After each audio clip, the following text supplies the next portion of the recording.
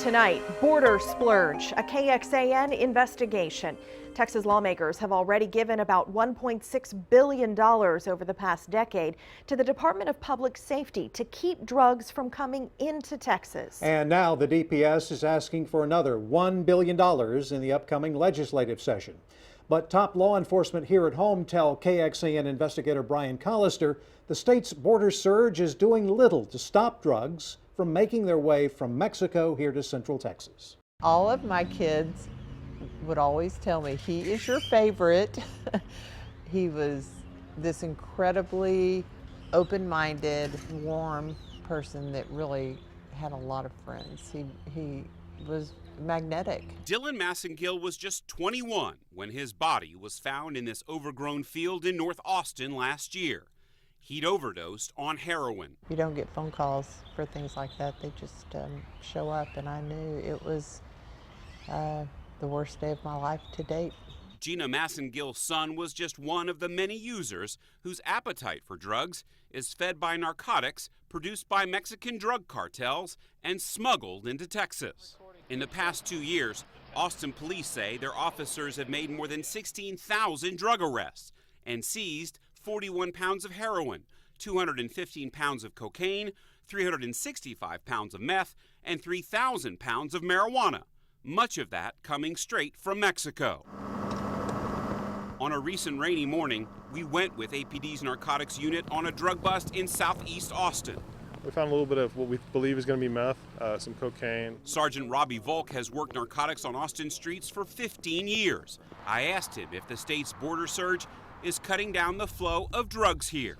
A decrease? No, I think it's pretty consistent. It's pretty much the same across the board. The drugs in Central Texas come from here. We're now 300 miles south of Austin along the Texas border with Mexico, where the state is spending hundreds of millions of your tax dollars to put state troopers, hundreds of them, all up and down here. There's one right now. They're here to stop the flow of drugs. DPS says it's been very effective in the two border counties, Hidalgo and Starr, where the majority of its troopers have been deployed. But the agency's own statistics show cartel smugglers are simply going around those counties and into other parts of the state. It's like a balloon. You squeeze a balloon in the middle, what happens? Boop, the sides swell up, all right? There's choke points. Gilbert Gonzalez is executive director of the Texas Narcotics Officers Association, an expert in how the cartels operate. You're disrupting that, so it causes some reorganization on their part, and it's costing them much more effort to go to remote areas and cross. But the drugs still get through. Yes. And that's why the head of the DEA here in Austin says he's seen no change on the streets. What impact has the border surge had on the amount of drugs coming across and the price on the street? From our perspective here in Austin, we haven't seen a major difference. Except when it comes to price. And right now we're seeing prices going down. On some drugs. Like methamphetamines. Even DPS Director Steve McCraw explained to lawmakers he thinks street price is the best indicator. If we're only having an impact, the price of drugs should be going up, not down. Hands up! Hands up! Despite that statement, DPS has never released any intel it has on street prices, so KXAN asked for it. The agency responded with this letter, claiming drug prices have gone up since the surge. But look closely. Their numbers come from just 3 cases involving informants and undercover officers along the most heavily patrolled stretch of the border. It contradicts what other law enforcement agencies, like APD here at home, are seeing on the streets. You can get an ounce of crystal methamphetamine for, I would say, around $500 or $600, and that's down from maybe $900 or $1,000 for an ounce. You know, so over the price has gone down. So the price has gone down. Using simple economics, there's more supply available than there is the demand for the drug. Your son didn't have any problem getting access to heroin? He did not. He did not. Like I said, it was a text or a phone call away. So all the money the state is putting in to try to take drugs off the street, do you think that's working? I don't think so. I think that, that maybe it's time to look at some alternative ways to deal with it. I'm not sure what that is.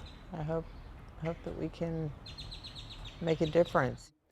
And that's what lawmakers hope to do, to make a difference when they gave DPS millions of your tax dollars. Now, it took us 9 months of digging through records and traveling all the way down to the border to discover your money isn't helping troopers catch that many drug smugglers. In fact, most of the arrests that they make on the border are drunk drivers and small-time drug users. And when they do actually catch the drug smugglers, most of them are not going to prison. Brian, I know DPS declined your request for an interview, but in an email it explained the strategic goal of its operation is to increase the level of security zone by zone along the border. It says it's a strategy of prevention rather than responding to transnational crime after it reaches our communities. And with a preventive strategy, you can expect to see a number of residual impacts. It's told lawmakers that includes a decrease in the overall amount of drugs smuggled into Texas, but it also says it comes with an increase in drug and human smuggling in adjoining areas. Some recent drug users say now it's cheaper and easier to get drugs here at home.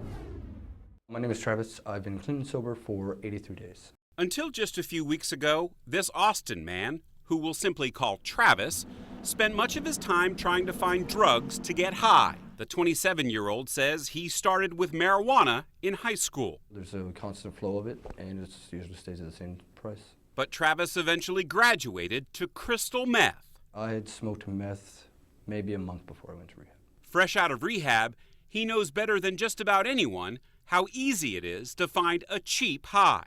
How hard is it to get drugs on the street in Austin? I don't think hard is the right word to use. It's more like how easy it is. Easier than waking up in the morning, easier than buying food. In the past 2 years, state lawmakers have sent hundreds of troopers to patrol the border, in part to attempt to stop the flow of drugs coming in from Mexico, an effort Travis thinks is having no effect. As a user, as someone who 2.5 months ago was on the street, have you seen any difference in the availability of the drugs that you wanted over the last 2 years? I'm afraid to say the answer is no. This is going to upset some people, step on their toes, but I don't know what numbers they're running or what field work they've done, but it's never changed for me. I can get it super easy whenever the hell I want. The only reason I'm not doing it now is because I don't want it anymore.